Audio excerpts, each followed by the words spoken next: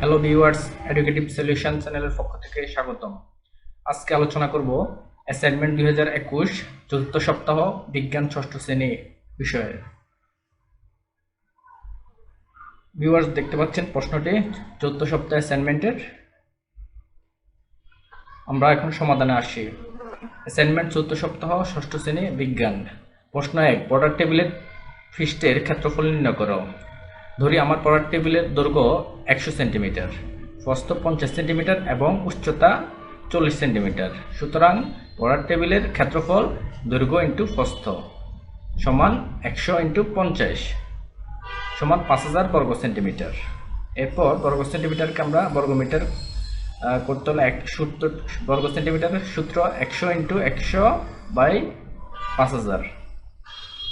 তাহলে আসা কত? সুতরাং 0.5 বর্গমিটার।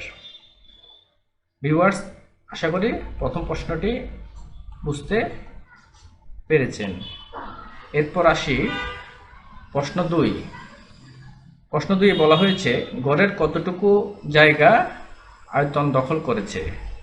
সমাধান দেওয়া আছে টেবিলের দৈর্ঘ্য 100 সেন্টিমিটার, প্রস্থ 50 সেন্টিমিটার, উচ্চতা 40 সেন্টিমিটার। সুতরাং গড়ের জায়গা দখল করেছে দৈর্ঘ্য ইন্টু প্রস্থ ইন্টু উচ্চতা সমান 150 ইন্টু 40 ঘন সেন্টিমিটার। এরপর এটি হচ্ছে আয়তন নির্ণয়ের সূত্র। তারপর আসে কত? 2 লাখ ঘন সেন্টিমিটার। সুতরাং 2 লক্ষ জায়গা দখল করেছে, 2 লক্ষ ঘন সেন্টিমিটার জায়গা দখল করেছে।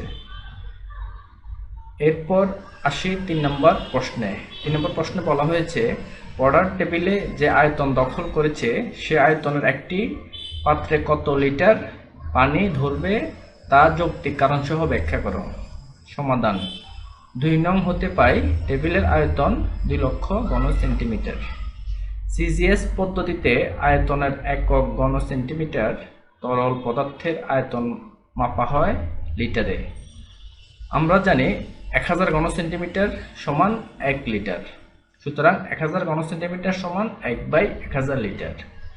সুতরাং 2 লক্ষ ঘন সেন্টিমিটার সমান 2 লক্ষ বাই 1000 সমান 200 লিটার।